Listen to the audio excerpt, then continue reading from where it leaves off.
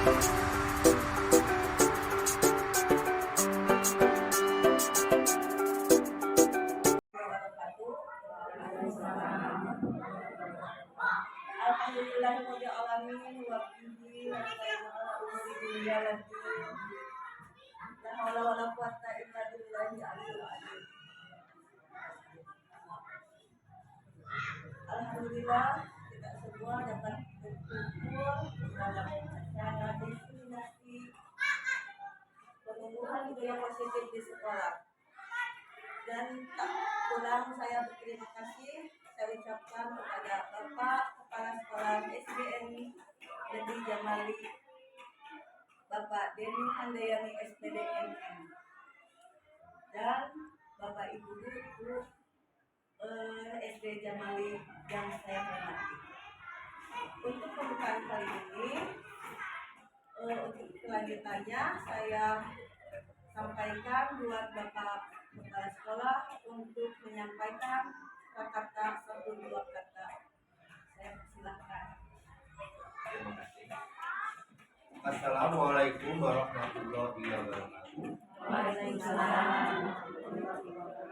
Yang terhormat mungkin rekan saya Ibu Eti selaku wakil dari SD Jamali menjadi salah satu penggerak di Jamali ini. Dan saya hormati Bapak Ibu Guru, saya hormati juga orang tua siswa ya. Alhamdulillah kita sama-sama bisa berkumpul di sini dalam keadaan sama walafiat karena kita melaksanakan mendukung program bergerak yang akan disampaikan oleh Bapak kita ini. Bapak yang hormati, perlu diketahui bahwa program GFR ini atau bergerak ini merupakan program pemerintah sejak tahun kemarin ya. Diharuskan sejak dulu menjadi bergerak agar apa? Agar guru tersebut bisa bergerak menggerakkan rekan-rekannya, dan begitu bisa berkompetensi yang lebih berkualitas berlagi. Artinya tujuan akhirnya sekolah yang ada untuk bergerak itu akan menjadi sekolah yang terbaik di masing-masingnya. Rekan-rekan, apa yang kita sekarang lakukan, apa yang kita lakukan menjadikan motivasi kita semua di bidang lain untuk bisa lebih meningkatkan kompetensinya masing-masingnya. Dan juga kita ketahui bahwa tujuan bergerak ini adalah untuk meningkatkan informasi guru ya. Ada istilah prinsipnya bahwa bergerak merupakan guru pembelajar ya. Jadi berarti sebagai guru pembelajar nih, belajar yang akan menjadikan kualitas PBN di masing-masing kelas itu meningkat. Artinya kita menjadi berpusat pada anak dalam melaksanakan PBN miliknya. Dengan kata lain bahwa sekolah yang ada bergerak insya Allah akan menjadikan kualitas SDM itu lebih baik lagi di masa doakan sama-sama ya. Amin. Untuk berikutnya kita ketahui bahwa 3 prinsip bergerak kita kalau nggak salah ya. 1, berpikir hasil akhirnya seperti apa. 2, berpikir berbasis peraturan, dan 3, berbasis rasa diri.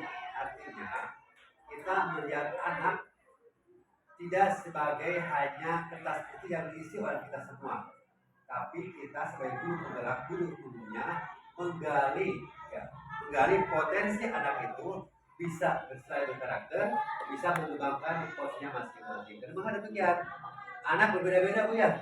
Anak berbeda-beda, ada yang pintar, mungkin ada yang cerdas, ada yang sedikit kurang pintar, kurang pintar, ada yang malas, ada yang termotivasi baik. Nah itulah tantangan bagi guru penggerak, bisa memotivasi, menggali potensi anak ya, agar anak itu bisa berkembang sesuai dengan kualitas dirinya masing-masing. Jadi pesan Bapak, pesan saya sebagai guru sini kepada Bu Eti, silakanlah program guru gerak ini dalam tema sekarang adalah diseminasi ya, penumbuhan budaya positif di sekolah, laksanakan, terapkan kepada kita semua, kepada yang lain, agar budaya positif lagi lebih baik lagi. Ada budaya positif di sini sebagainya. Sekali lagi, silakan berarti untuk menerangkan materi ini kita bahas, kita simak bersama-sama. Apa yang kita kurang jelas kita bisa bertanya, apa yang sudah jelas kita bisa lebih musyawarah lagi, lebih kuat lagi. Terima kasih atas pertanyaannya. Mungkin itu yang bisa sampaikan. Tentu saja kita sekarang selanjutnya sekarang mendengarkan materi yang akan diperjelas dan dijelaskan pada hari ini. Terima kasih atas kesempatannya. Wassalamualaikum warahmatullahi wabarakatuh. Waalaikumsalam warahmatullahi wabarakatuh.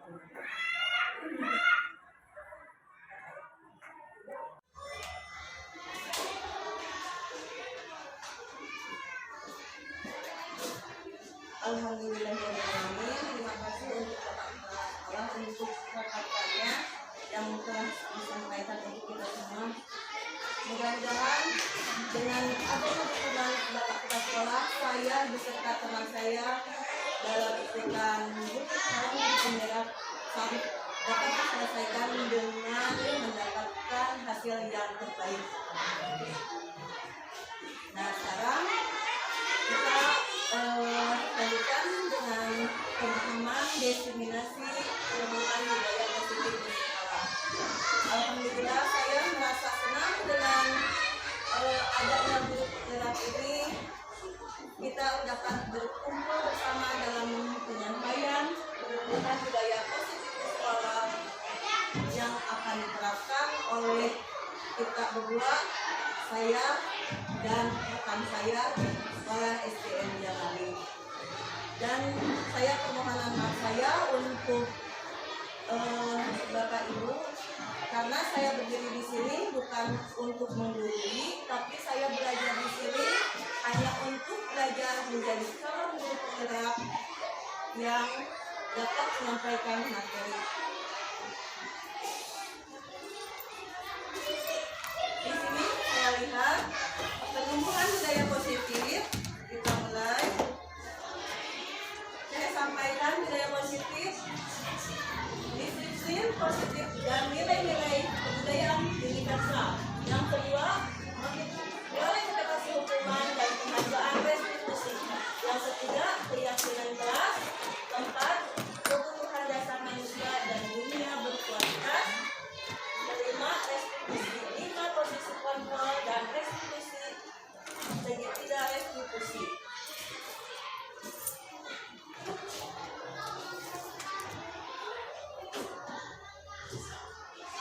Menurut Ki Hajar Dewantara, pendidikan adalah sebuah tuntunan dalam hidup dan tumbuh kembangnya anak. Setiap anak memiliki kekuatan dirinya sendiri atau kodrat alam.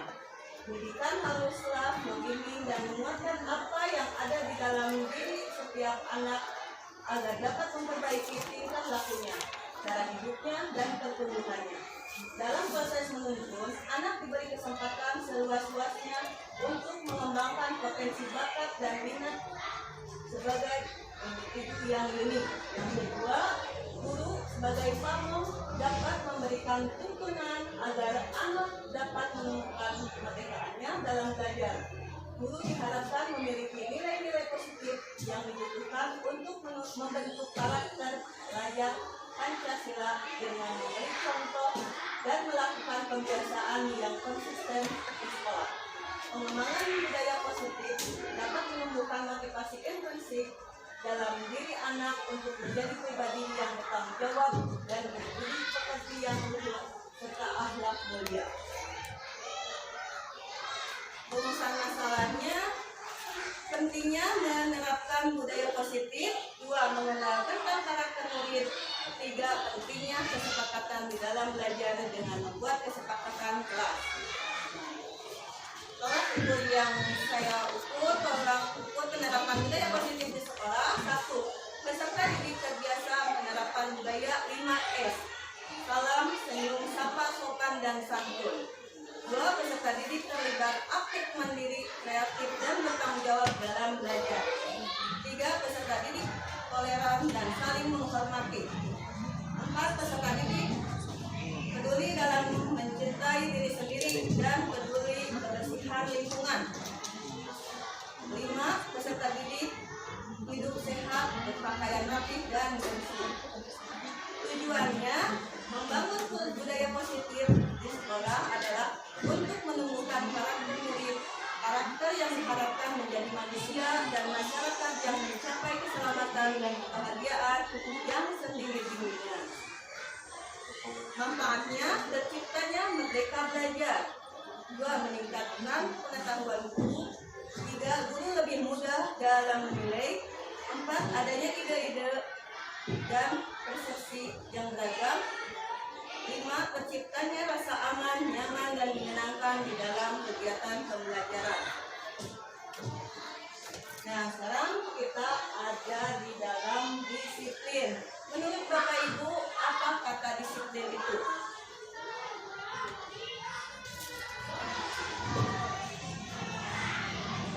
Yang menurut di sekolah mungkin aturan baku yang ada di sekolah.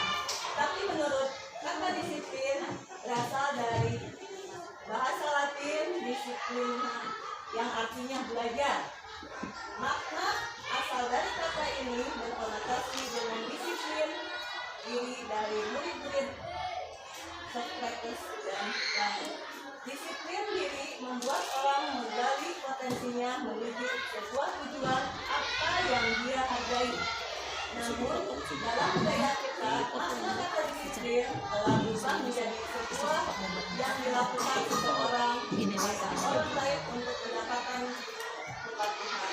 Kecenderungan umum adalah menghubungkan kata disiplin dengan ketidaknyamanan, bukan dengan apa yang kita hargai atau pencapaian suatu tujuan mulia. Disiplin positif dan nilai-nilai kebajikan universal. Perubahan paradigma, ilusi guru mengontrol murid.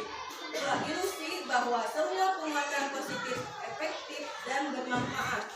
3. Ilusi bahwa kritik dan membuat orang merasa bersalah. Ilusi bahwa kritik dan membuat orang merasa bersalah dapat menguatkan karakter. 4. Ilusi bahwa orang dewasa memiliki hak untuk memaksa.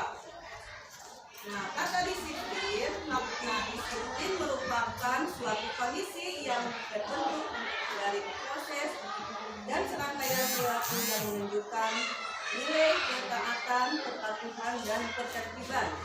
Tujuan dari disiplin adalah menanamkan motivasi pada siswa-siswa kita, yaitu untuk menjadi orang-orang yang mereka inginkan dan menghargai diri sendiri dengan nilai-nilai yang mereka percaya.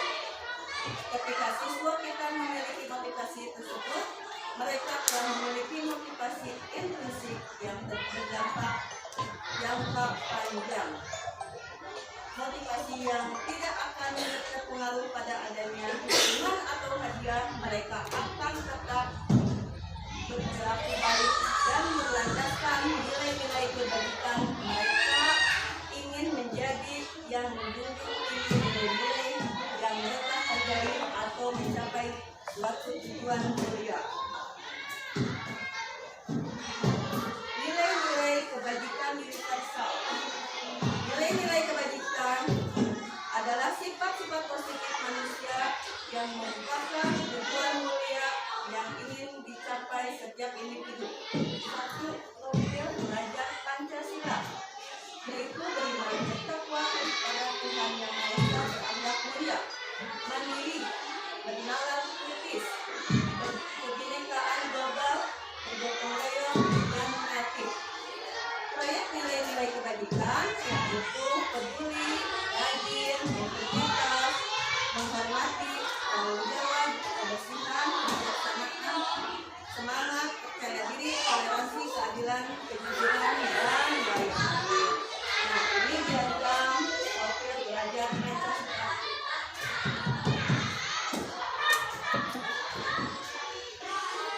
Nah, di sini saya kaitkan dengan profil belajar Pancasila.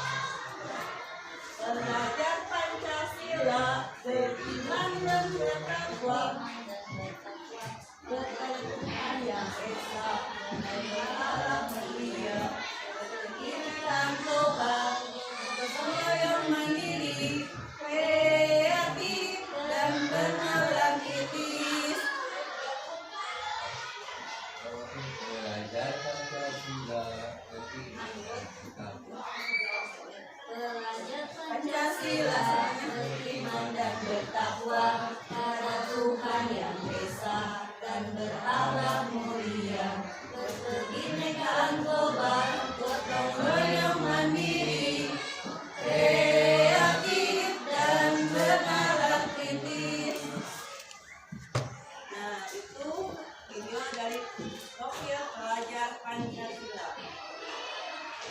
Nah, di sini saya menerapkan disiplin positif yang ada di sekolah SDN Jamali. Beriman, kita seminggu sekali diadakan sholat duha pada hari Kamis. Terus menumbuhkan rasa percaya diri anak senantiasa ke depan maju untuk menumbuhkan percaya dirinya. Terus kolaborasi anak-anak semuanya bekerja sama dalam pembelajaran yang harus diperhatikan. Terus gotong royong setiap hari pagi-pagi sebelum bel berbunyi, anak-anak membersihkan dulu sekelilingan yang ada di lingkungan sekolah, menghormati setiap semuanya, mau anak-anak, orang tua, dan semuanya, menghormati. Pas ketemu ucapkan salam yang dibudayakan oleh budaya 5S, senyum, salam, sapa, sopan, dan santun.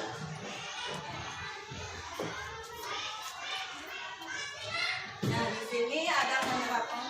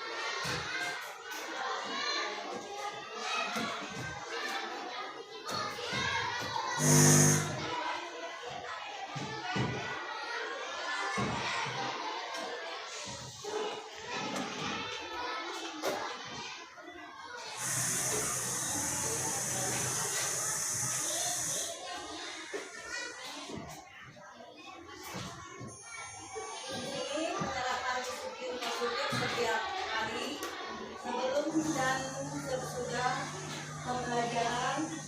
Mereka, kita semua berdoa sebelum dan sesudah pembelajaran. Dilanjut dengan kebiasaan membacakan surat-surat pendek, dari situ wajiban sholawat, dan diakhiri dengan lagu-lagu nasional.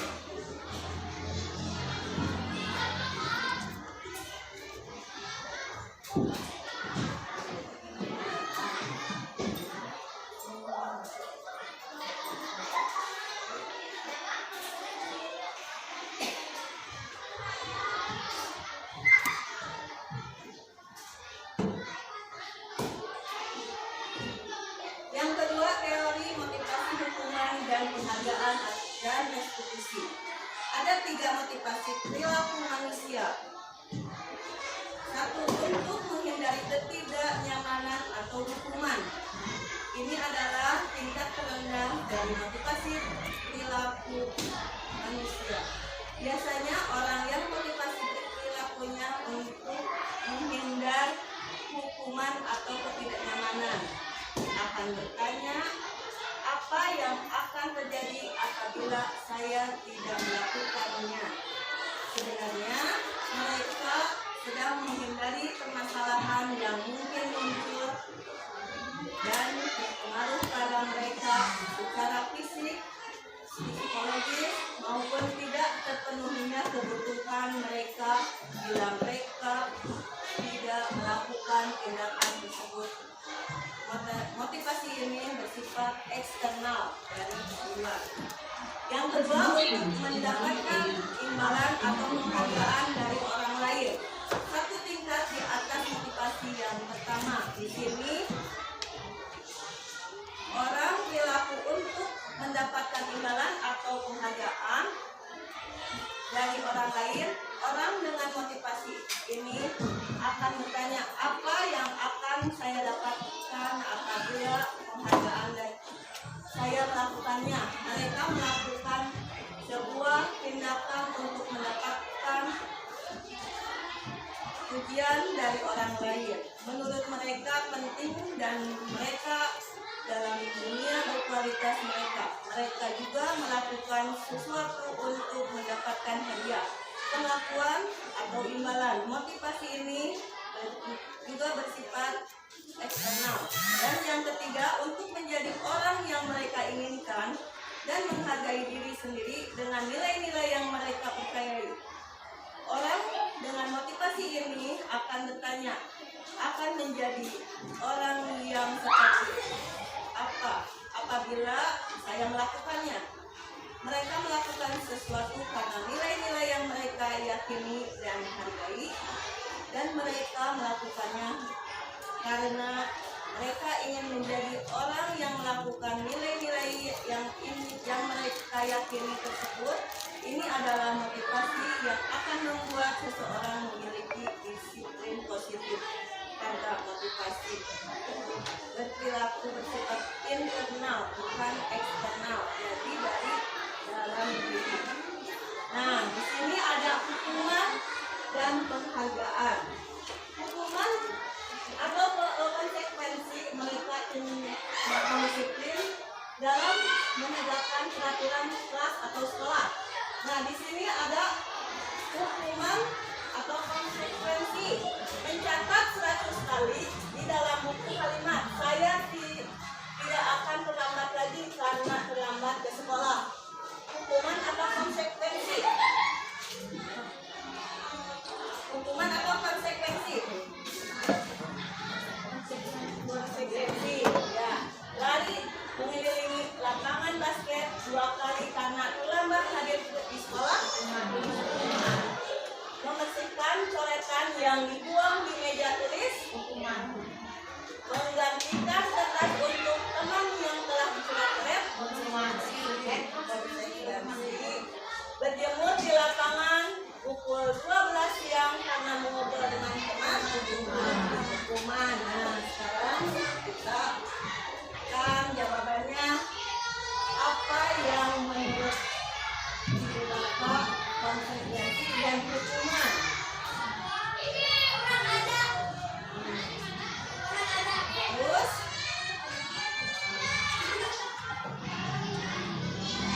hukuman bersifat tidak terencana atau tiba-tiba. Murid tidak tahu apa yang akan terjadi, bersifat satu arah. Murid tidak nyaman dalam jangka waktu panjang dan murid membenci peraturan. Yang kedua, konsekuensi bersifat terencana atau sudah disepakati disetujui oleh murid-murid dan guru. Murid tidak nyaman dalam jangka waktu pendek dan murid menghormati peraturan. Nah, di sini juga ada hukuman atau konsekuensi. Berdiri di depan kelas sambil mengangkat kaki satu karena tidak bisa menjawab pertanyaan. Hukuman atau konsekuensi? Membersihkan tumpahan air di meja tulis karena tersenggol pada saat belajar. Hukuman atau konsekuensi? Lari mengelilingi lapangan basket 2 kali karena terlambat 10 menit untuk belajar. Membersihkan WC sekolah karena mematahkan pensil kawannya. Hukuman atau konsekuensi?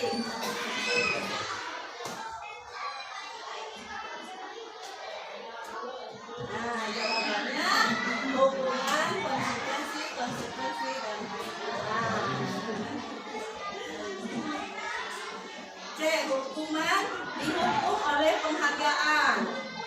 Alpicom by 1993 wawancara ASCD Maret 1995 mengungkapkan baik penghargaan maupun hukuman adalah cara-cara mengontrol perilaku seseorang yang menghasilkan potensi untuk pembelajaran yang sesungguhnya. Menurut Kohn, secara ideal tindakan belajar itu sendiri adalah penghargaan sesungguhnya. Pengaruh penghargaan: 1. Pengaruh jangka pendek dan jangka panjang. 2. Penghargaan tidak efektif. 3. Penghargaan merusak hubungan. 3. Penghargaan mengurangi ketepatan. Penghargaan menurunkan kualitas. Penghargaan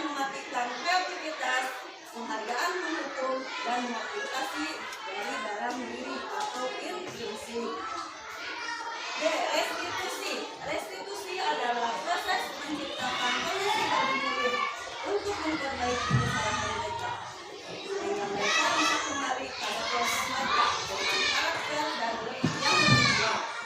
Kata dosen 2004. Restitusi juga adalah proses kolaboratif yang mengajarkan murid untuk mencari solusi untuk masalah dan membantu murid berpikir tentang orang seperti apa yang mereka inginkan dan bagaimana mereka harus memperlakukan orang lain.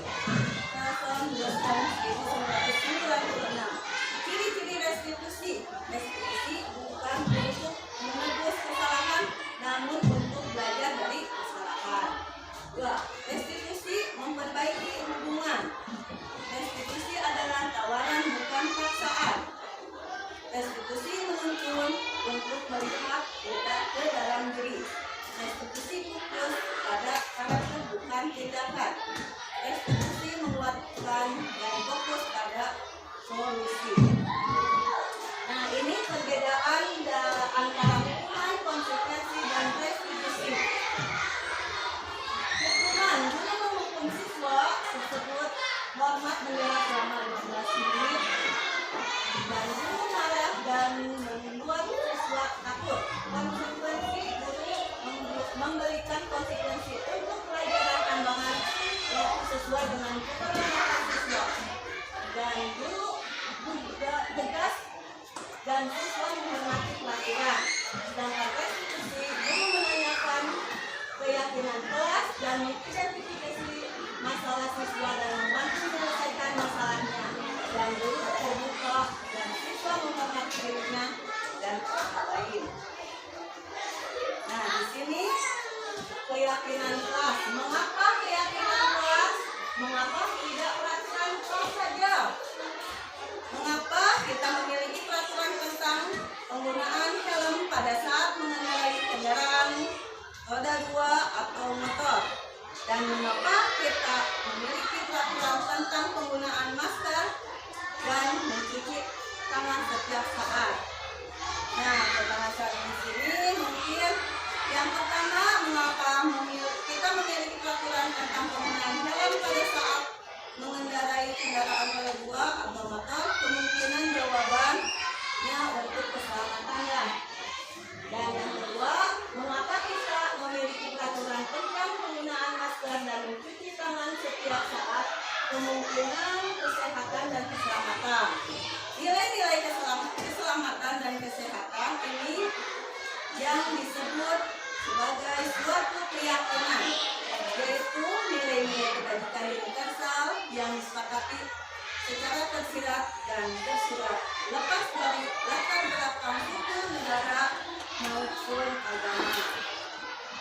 Nah, pembentukan keyakinan kelas atau kelas. Satu, keyakinan kelas bersifat lebih abstrak daripada peraturan yang definisi dan konkret. 2. Keyakinan kelas berupa pernyataan-pernyataan universal. Pernyataan keyakinan kelas senantiasa dibuat dalam bentuk positif. Keyakinan kelas hendaknya tidak terlalu banyak sehingga mudah diingat dan dipahami oleh semua warga kelas. Keyakinan kelas sebaiknya sesuatu yang dapat diterapkan di lingkungan tersebut. Semua warga kelas hendaknya ikut berkontribusi dalam pembuatan keyakinan kelas lewat kegiatan surat pendapat. Bersedia meninjau kembali keyakinan kelas dari waktu ke waktu. Nah, di sini ada pembuatan keyakinan kelas yang diterapkan di kelas.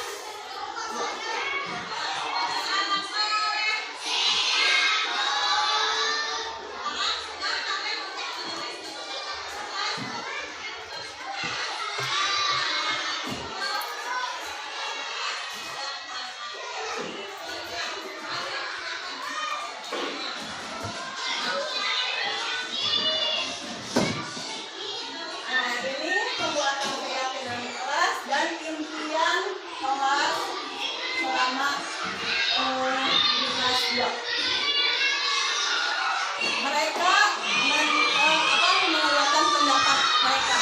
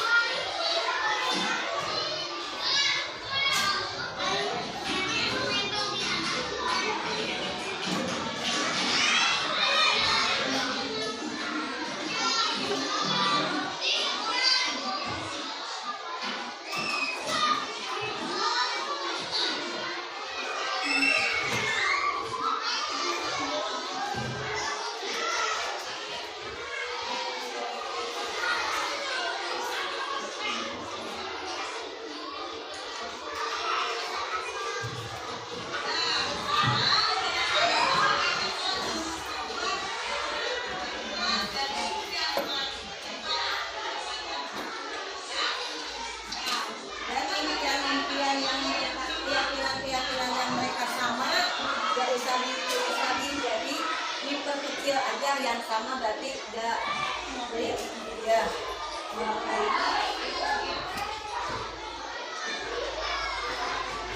Dengan kesadaran mereka akan teratur, terampil dan semuanya terkendali.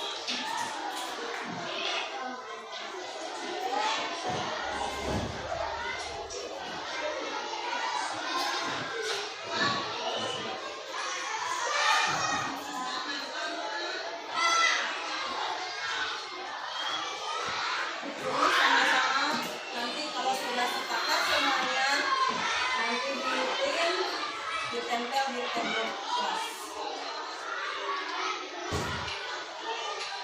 Ini dalam proses pembuatan keyakinan kelas dan impian kelas.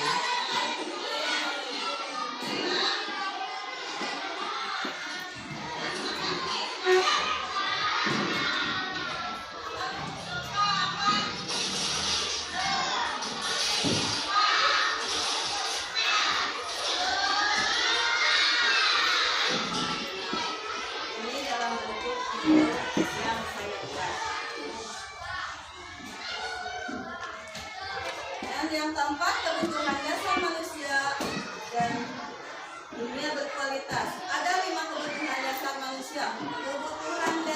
Kebutuhan bertahan hidup, kasih sayang dan rasa diterima, penguasaan atau kebutuhan kemampuan atas kemampuan, kebebasan atau kebutuhan akan pilihan, kesenangan atau kebutuhan untuk rasa senang. Di sini ada video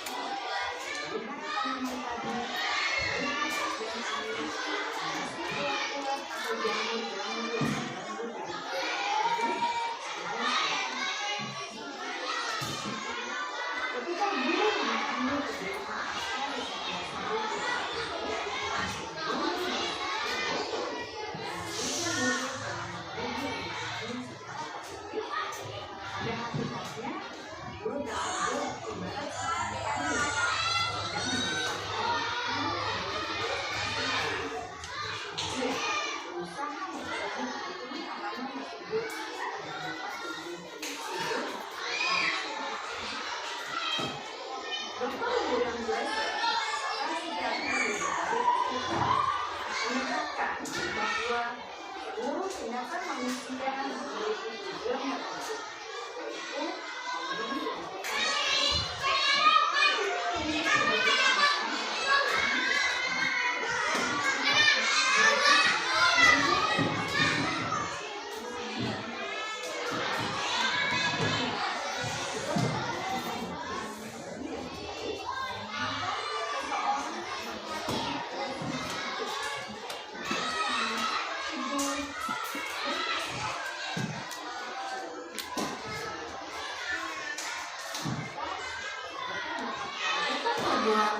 bertentangan dengan nilai-nilai kebajikan atau melanggar peraturan.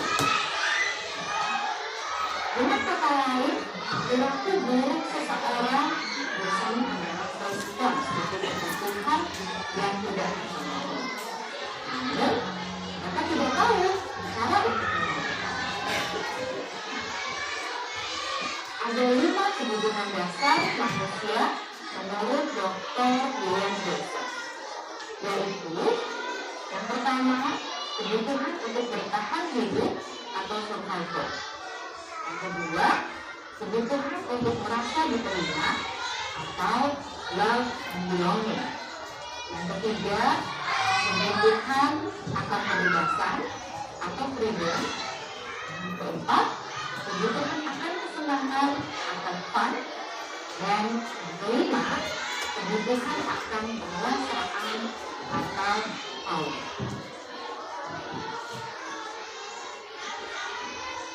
Kebutuhan dasar yang pertama adalah kebutuhan yang bersifat fisiologis untuk bertahan hidup atau survival.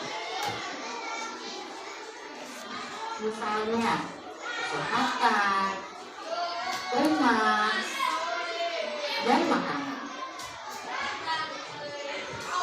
Kebutuhan biologis sebagai bagian dari proses reproduksi, termasuk kebutuhan untuk tetap bertahan hidup. Kebutuhan untuk merasa aman juga termasuk dalam kebutuhan ini.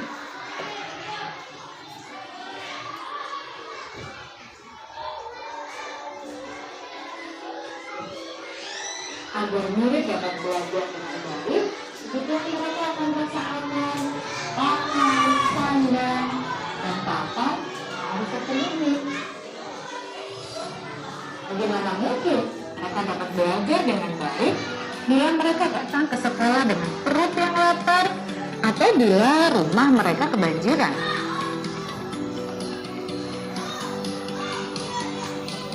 Setelah kita mengetahui kebutuhan pertama yang sebagian besar bersifat fisiologis, mari kita lihat kebutuhan kedua sampai kelima yang semuanya berhubungan dengan psikologis.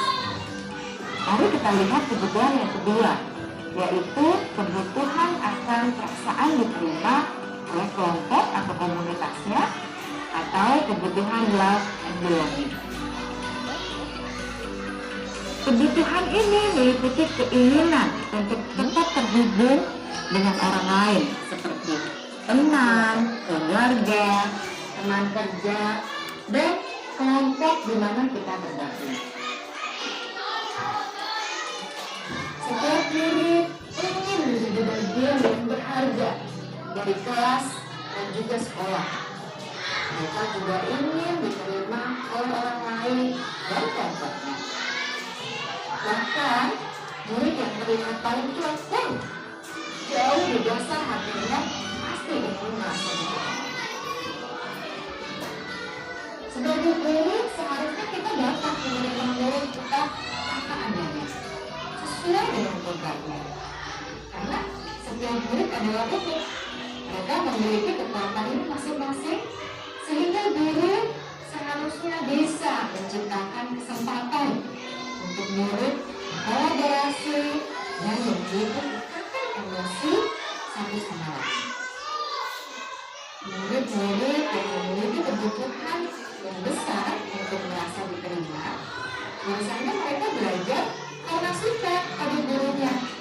Mereka juga suka bekerja dalam kelompok. Kebutuhan yang ketiga adalah kebutuhan berdasar atau kebutuhan membuat pilihan. Murid harus diberi kesempatan untuk membuat pilihan dan bertanggung jawab atas pilihan yang mereka telah ambil. Memberi mereka kebebasan bukan berarti membiarkan mereka melakukan apa saja mereka mau, melainkan lebih memberi mereka kesempatan untuk membuat pilihan, menyuarakan pendapat mereka dengan percaya diri, dan memberi mereka kesempatan untuk mencoba hal-hal yang baru.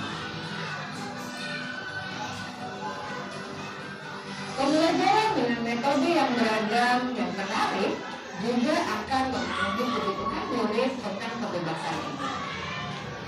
Pembelajaran berdiferensiasi di mana guru menyediakan beberapa jenis tugas yang bisa dipilih oleh murid sesuai minat mereka, sangat baik untuk mengembangkan murid menjadi lebih mandiri dan memiliki motivasi internal. Karena kebutuhan akan kebebasan pada dasarnya adalah kebutuhan untuk mandiri, memiliki otonomi, memiliki pilihan, dan mampu mengendalikan arah hidupnya sendiri.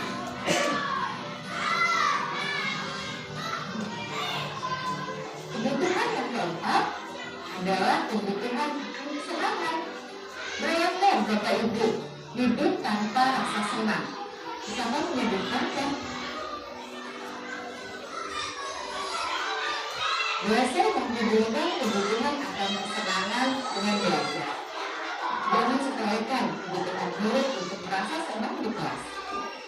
Sebagai guru, jangan ragu untuk dengan sengaja memasukkan kegiatan yang menyenangkan dalam kelas. Murid-murid dengan kebutuhan dasar kesenangan yang tinggi ingin menikmati apa yang mereka lakukan. Mereka juga konsentrasi tinggi saat mengerjakan hal-hal yang disenangi.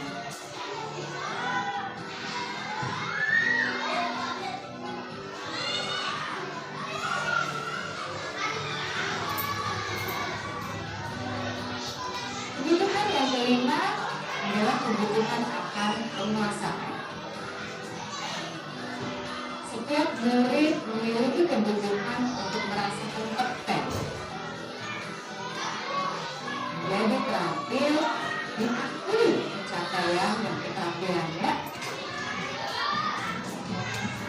didengarkan, bisa membuat dampak dan pengaruh, dan memiliki rasa hormat. Mereka sebaiknya diberi kesempatan membuat keputusan tentang hal-hal yang penting dalam hidupnya dan tidak merasa dikontrol institusi.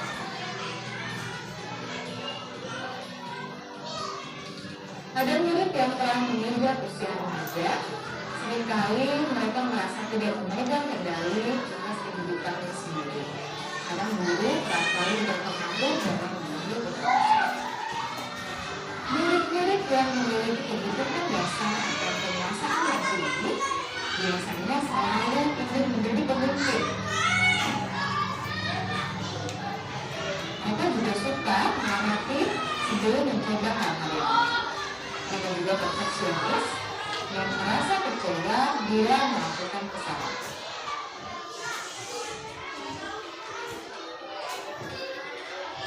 Ibu dan bapak guru sangatlah penting bagi kita untuk mengetahui kebutuhan dasar murid-murid agar kita memahami alasan di balik sikap dan tingkah laku mereka. Bila murid bereaksi buruk atau melanggar peraturan sehingga tindakannya tidak sesuai dengan nilai-nilai kemanusiaan, maka guru harus mencari tahu asal dan dasarnya tindakan tersebut dan kebutuhan apa yang dibutuhkan. Melalui percakapan dengan guru dalam pendekatan disiplin positif, murid dapat diajak untuk bersikap aktif dalam mengenali kebutuhan-kebutuhan yang berusaha mereka penuhi dan mendasari tindakan mereka. Jika guru mengabaikan perilaku murid, maka perilaku tersebut akan berpengaruh pada suasana kelas yang kurang kondusif dan akan berpengaruh pada tujuan dari pendidikan itu sendiri. Ibu bapak guru hebat, mari kita menjadi guru yang lebih baik dengan memahami kebutuhan dasar murid-murid kita dan senantiasa memimpin mereka untuk menjadi pribadi yang berdaya, seimbang, dan bahagia. Salam dan bahagia, ibu dan bapak guru hebat.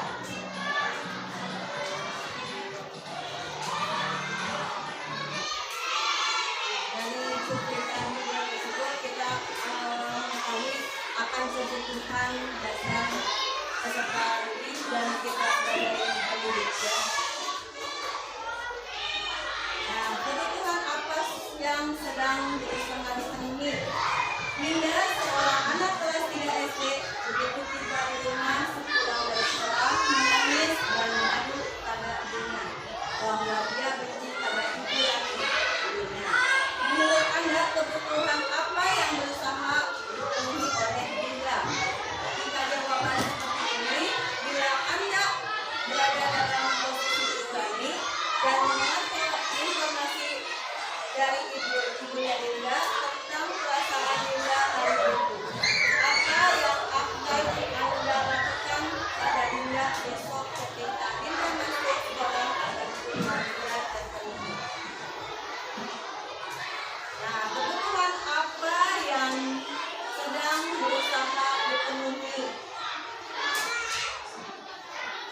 Kebutuhan dan tindakan kita sebagai ibu. Misalkan ibu guru bilang, aku tidak boleh bersenandung sewaktu mengerjakan tugas. Katanya kelas harus tenang, tidak ada suara, kan tidak seru. Jadinya kebutuhannya adalah kesenangan dan tindakannya apa? Terus ibu guru tidak mengingatkan hari ini adalah aku pakai jepit rambut baru. Kebutuhannya kasih sayang dan atau dapat diterima. Ketiga, aku bosan merasa belajar cuma gitu-gitu aja. Terus yang terakhir, aku sebel gambarku tidak rapi, malah ibu guru menunjukin ke teman-temannya di depan kelas. Kebutuhannya penguasaan dan tindakannya di sana. Yang pertama akan kebutuhan kesenangan, tindakan guru menyatukan bakat, menyalurkan bakat bernyanyi Dinda. Terus yang kedua, rasa kasih sayang atau dapat diterima. Mengapa Dinda dan mengatakan jepit yang tidak pakai bagus. Terus yang ketiga, kebutuhan kebebasan, menyampaikan materi di dengan pemahaman. Terus yang terakhir, penguasaan, tindakannya tidak menunjukkan gambar Dinda pada teman-temannya. Dunia berkualitas. Dunia berkualitas adalah tempat khusus dalam pikiran Anda. Tempat Anda menyimpan gambaran berkonsentrasi yang dari semua yang Anda inginkan, bisa berisi orang-orang, hal-hal, dan apa saja yang terbaik dalam hidup Anda, dan membuat Anda merasa bahagia dan terpenuhi kebutuhan dasar Anda. Dr. Yulian menyebutkan seperti semacam album foto sehingga isinya tidak akan terlalu banyak, hanya akan terdiri dari beberapa hal saja yang sangat signifikan dan benar-benar terbaik dalam hidup Anda, yang membuat hidup Anda menjadi lebih bermakna. Kebutuhan dasar bersifat lebih umum dan universal, sedangkan dunia berkualitas lebih unik dan personal. Murid kita juga mempunyai gambaran dunia berkualitas mereka. Tentunya sebagai guru kita ingin mereka memasukkan hal-hal yang bermakna dan nilai-nilai kebaikan yang hakiki dalam dunia berkualitas mereka. Bila guru dapat membangun interaksi yang memberdayakan dan memerdekakan murid, maka murid akan meletakkan dirinya sendiri sebagai individu yang positif dalam dunia berkualitas karena mereka menghargai nilai kita. Dan yang terakhir, posisi 5 posisi kontrol. Di sana ada 5 posisi kontrol: pembuat, merasa bersalah, teman, pemantau, dan manajer. Di sini ada restitusi pemahaman.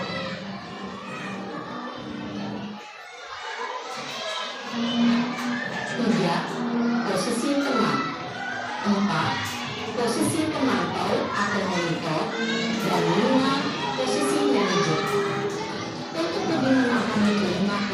tersebut. Mari kita saksikan kasus ini yang terlambat hadir berkeliling ke sekolah dan melihat bagaimana kelima posisi kontrol dalam menghadapi masalah tersebut.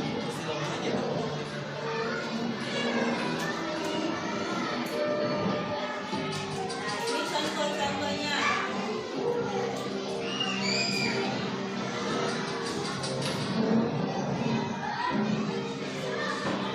Naren! Sini kamu! Selalu terlambat. Kamu deh, pasti terlambat. Saya Apa? Apa coba? Alasan kamu apa lagi? Kapan sih kamu tidak terlambat? Malas sekali ya kamu jadi anak. Dasar pemalas. Gak kapok-kapok sih kamu. Sudah berapa kali terlambat? Sana, kamu keliling lapangan basket 2 kali. kenapa saya harus beli lapangan Bu? Kenapa? Kamu menolak ibu? Berani-beraninya jawab. Sudah terlambat, masih berani jawab pula. Sekarang, keliling lapangan basket 5 kali sekalian. Biar kamu. Cepat. Pergi sana ke lapangan basket. Posisi pempikun biasanya berbicara dengan nada tinggi, menghardik, menunjuk-nunjuk, menyakiti, dan menyindir. Hukuman bisa berupa fisik maupun psikis.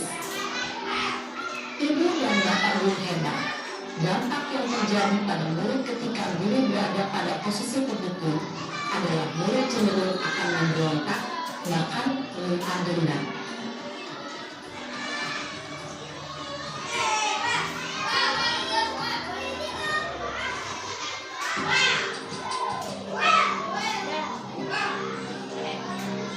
Contoh yang kedua.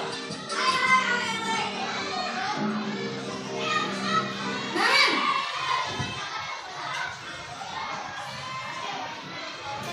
Kenapa Bu? Naren! Kamu kenapa terlambat lagi, nak? Ya Tuhan, Naren. Kamu senang ya bikin ibu susah ya? Kalau kamu terlambat lagi, nanti ibu yang ditegur bapak kepala sekolah, nak. Disangka ibu tidak bisa membina kamu. Duh, gimana ini? Maaf Bu. Duh, Gusti Naren.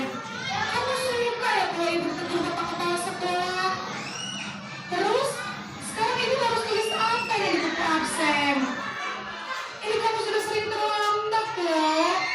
Ibu harus apa coba? Maaf Bu. Maaf sekali. Ya sudah, lain kali jangan bikin ibu susah lagi anak ya. Ibu tidak akan kuat lagi kalau kamu begini terus. Bisa jantungan kalau ibu tegur bapak kepala sekolah. Sana cepat kelas. Maaf ya Bu. Maaf sekali. Posisi pembuat rasa bersalah berbicara dengan nada tenang, cenderung lembut. Namun kata-kata yang diutarakan membuat murid merasa menjadi orang yang gagal, memandang buruk dirinya sendiri, merasa tidak berharga, dan tidak sanggup membahagiakan orang lain. Ketika guru mengambil posisi pembuat rasa bersalah, murid akan menganggap dirinya yang bersalah dan ia akan menyimpan emosi negatif tersebut di dalam dirinya. Posisi yang ketiga.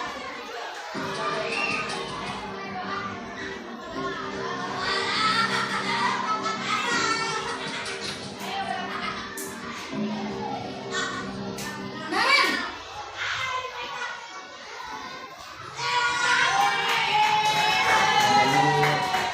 Wah, sudah jam berapa ini, nak? Terlambat lagi ya, sayang. Iya Bu. Habis ibu saya udah menolongkan saya Bu. Kamu malah menyalahkan ibu kamu. Kamu bukannya anak yang larinya paling kencang. Kok terlambat sih? Iya Bu. Saya memang terlambat banget tadi. Jadi biarpun saya lari kencang, tetap baru kejar Bu. Ya sudah sana, nanti lain kali larinya lebih kenceng lagi ya, biar gak terlambat lagi. Bikin senang ibu, demi ibu. Bisa kan? Bisa Bu. Ya sudah sana masuk kelas, ibu beresin urusan absen kamu. Kamu ini ada-ada saja. Dalam posisi teman, guru berbicara dengan nada suara ramah, akrab, cenderung bersenda gurau untuk menjaga suasana tetap santai. Murid akan merasa senang, aman, dan akrab dengan guru. Identitas yang tercipta adalah identitas sukses atau berhasil. Namun, perlu diingat, karena ini masih dorongan eksternal, maka ada faktor ketergantungan dari murid kepada orang tertentu. Di sini, guru absennya, sehingga di lain waktu, murid bisa berperilaku baik, namun hanya kepada orang-orang tertentu saja.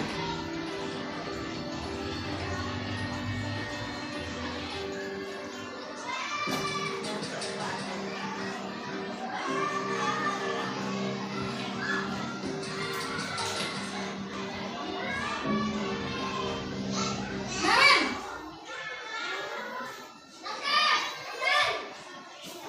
Selamat pagi Bu. Naren, apa peraturan sekolah kita tentang jam berapa kita harus masuk sekolah, nak?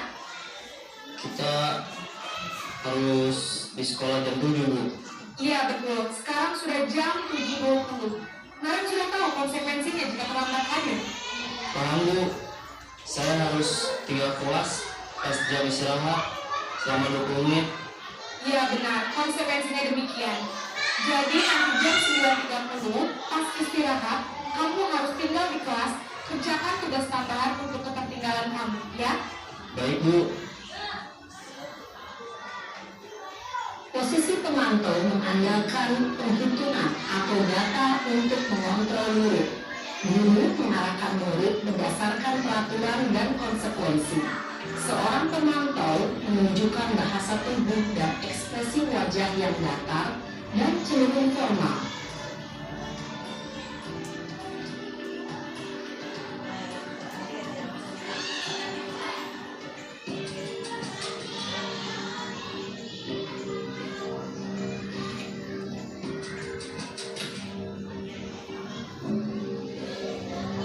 Naren!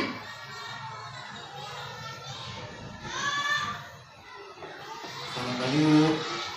Selamat pagi, Naren. Maaf Bu, saya terlambat. Iya, sekolah masuknya jam 7, sekarang sudah jam 7.20. Jadi sekarang bagaimana ini, Naren? Maaf Bu, saya lupa setel alarm saya semalam. Baiklah, menurut kamu, keyakinan sekolah yang mana yang perlu kamu tingkatkan? Menghargai diri sendiri dan orang lain mungkin ya Bu. Setuju. Jadi, apakah Naren meyakini prinsip saling menghormati tersebut? Iya Bu, saya meyakininya. Apakah Naren bersedia memperbaiki masalah keterlambatan ini? Bersedia Bu. Bagaimana kamu akan perbaiki masalah keterlambatan ini? Saya akan coba untuk tidak lupa menyetel alarm saya Bu. Baik, kalau Naren lupa menyetel alarm di rumah, ada orang yang kira-kira bisa bantu mengingatkan tidak? Ada Bu, kakak saya, Kak Emma. Ada lagi selain Kak Emma? Selain Kak Emma, ada ibu saya. Baik, jadi yang mengingatkan Naren adalah Kak Emma dan ibu kamu ya? Kira-kira akan mulai setel alarm kapan nih, Naren? Setelah pulang sekolah, akan segera saya lakukan. Baik, jadi Naren akan setel alarm untuk bangun besok pagi dan akan diingatkan oleh kakak dan ibunda Naren ya. Ada lagi yang mungkin perlu dilakukan Naren agar tidak terlambat bangun lagi. Tidak ada Bu. Baik Naren, terima kasih untuk kerjasama kamu. Sekarang kamu perlu kembali ke kelas untuk belajar. Baik Bu, terima kasih. Posisi manajer adalah posisi kontrol yang disarankan untuk membimbing murid memiliki sikap disiplin yang positif, yaitu murid yang mandiri, bertanggung jawab, dan dapat memecahkan masalah. Tujuan dari posisi ini adalah agar murid dapat berefleksi atas tindakannya. Guru akan dengan tulus memberikan pertanyaan-pertanyaan bermakna, sehingga membuat murid dapat belajar dari kesalahannya dan mencari sebuah solusi untuk menyelesaikannya. Ibu dan bapak guru hebat, setelah mengamati adegan kelima posisi kontrol tadi, kira-kira posisi mana yang paling ideal? Posisi mana yang dapat menunjang motivasi intrinsik murid?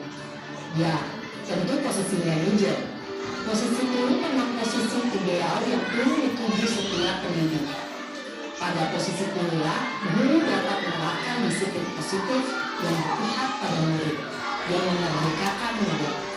Perjalanan seorang pendidik tentunya tidak mudah untuk sampai pada posisi seorang manajer. Namun, tujuan kita pasti, yaitu menciptakan murid-murid yang mandiri, merdeka, dan bertanggung jawab. Semoga penggambaran 5 posisi kontrol yang telah diperlihatkan ini dapat menjadi ajang refleksi bagi kita semua, agar dapat terus mengasah dan menerapkan disiplin positif yang memerdekakan murid. Mari terus berlatih dan bersemangat.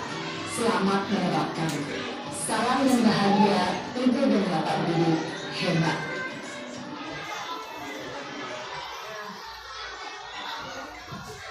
Nah, di sana ada pertanyaan.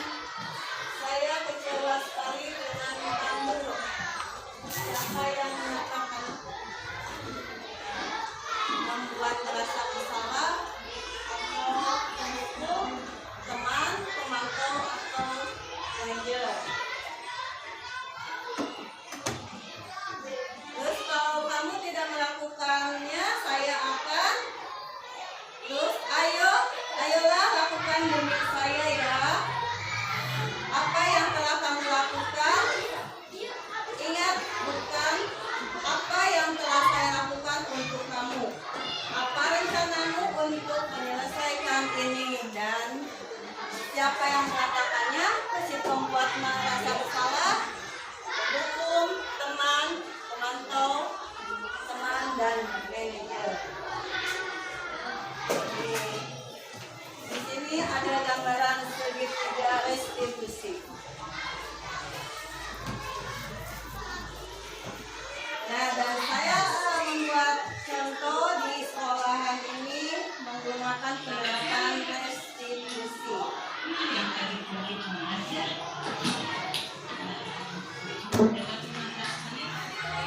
Karena terlambat 15 menit, masuki jam 7, dia datangnya telat 15 menit, jadi jam 7 lewat 15 menit.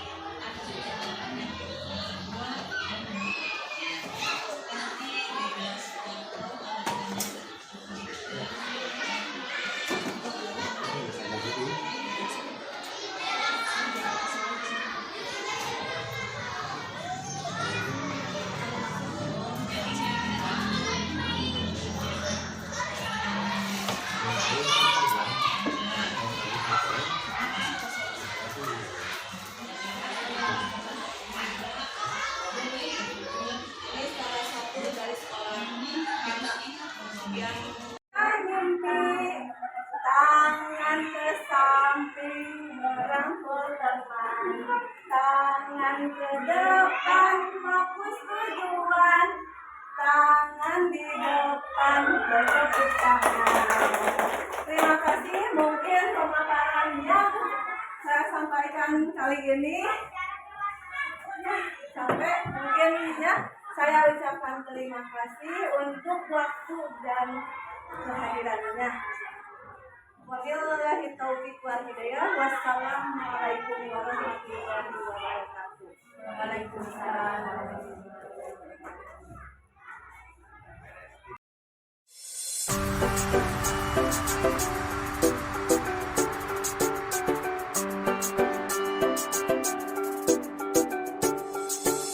Wujudkan mimpi, buktikan cinta, saatnya kita bangkit untuk bangsa. Ukir sejarah, bangun Indonesia. Mari ubah negeri ini bersama langkah yang pasti. Lakukan aksi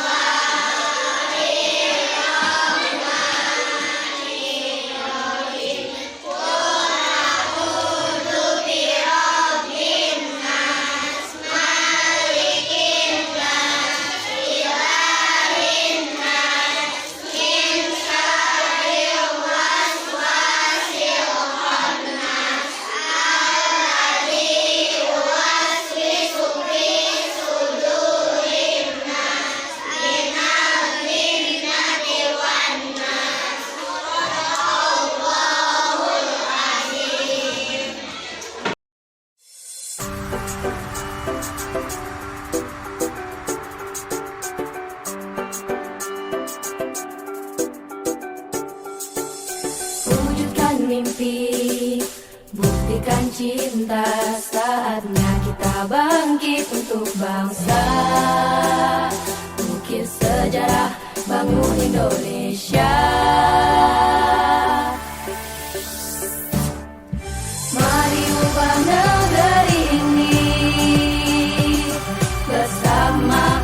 Ya, semuanya anak soleh.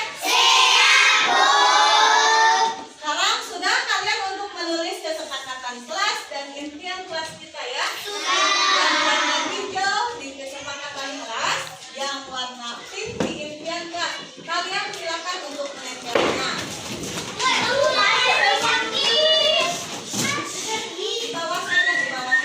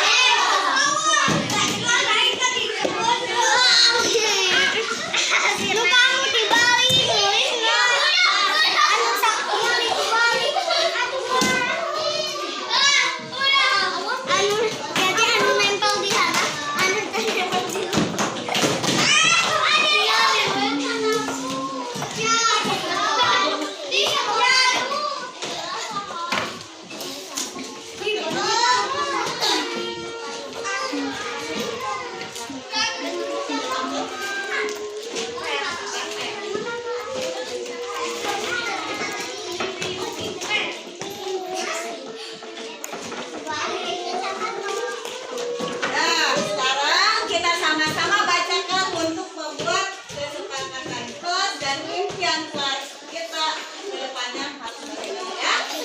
Nah, kita bacakan pasti ada yang sama.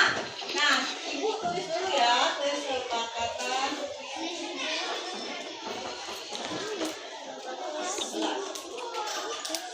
Ini impian. Yang sama berarti harus ya, tiket bersama sama-sama melakukan kelas yang satu sama-sama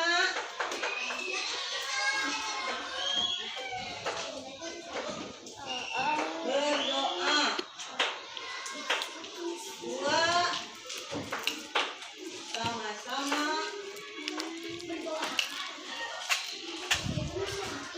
tiket kelas. Yang ketiga, sama-sama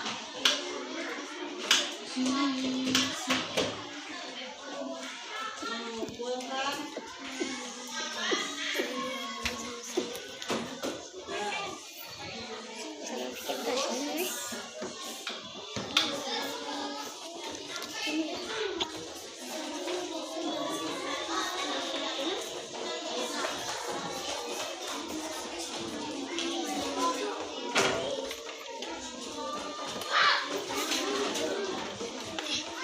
impian kelasnya.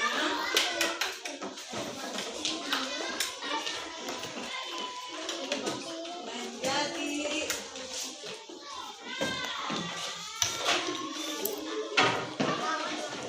agamis. Menjadi apa ya? Sopan santun.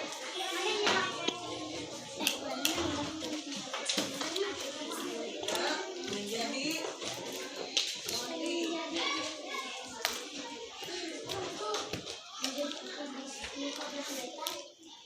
menjadi rapi, bersih.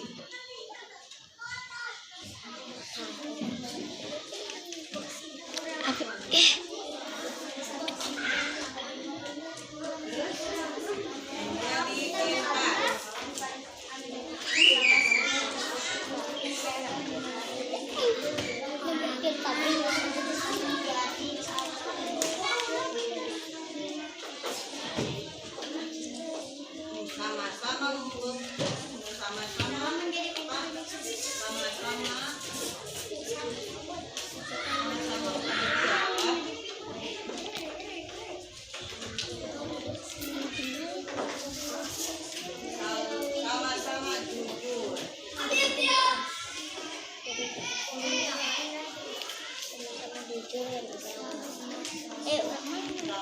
membantu. Nah, sekarang kesepakatan kelas 2 kita sudah dibuat sama-sama ya. Sepakat semuanya? Terus impian kelas kita juga sudah mengimpikan kelas di sini menjadi agamis, sopan santun, rapi dan bersih ya kelas kita. Pada pintar, pada cerdas. Nah, untuk kesepakatan kita dan impian kita kelas kita, Ibu sama-sama sepakat. Ulangi. Iya. Ya. Sudah sepakat ini semuanya? Tepuk sepakat.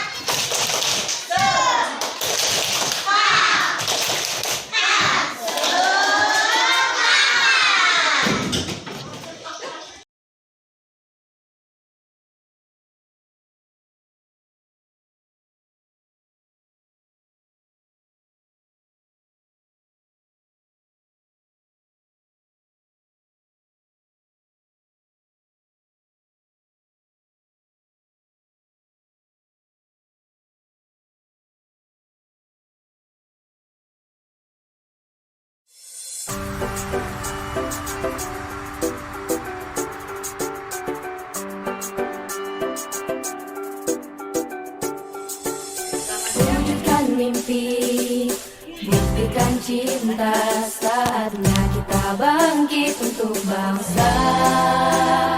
Ukir sejarah, bangun Indonesia. Mari ubah negeri ini bersama langkah yang pasti. Lakukan aksi sepenuh hati, aksi nyata untuk Ibu Pertiwi.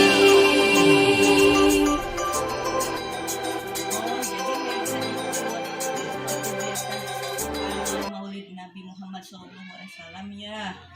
Gak apa-apa. Gak apa-apa, saran Ibu Mega boleh ikut ke acara tersebut. Namun harus ingat bahwa Mega itu sebagai pelajar, sebagai anak sekolah yang setiap harinya harus bangun pagi-pagi untuk pergi ke sekolah dan untuk melaksanakan kegiatan pembelajaran di sekolah ya. Mega masih ingat gak tentang kesepakatan kelas yang telah kita buat bersama waktu di awal tahun pelajaran? Coba Mega sebutkan apa saja kesepakatan kelas kita. Masih Bu, datang tepat waktu, piket kelas tanggung jawab, dan mengerjakan PR.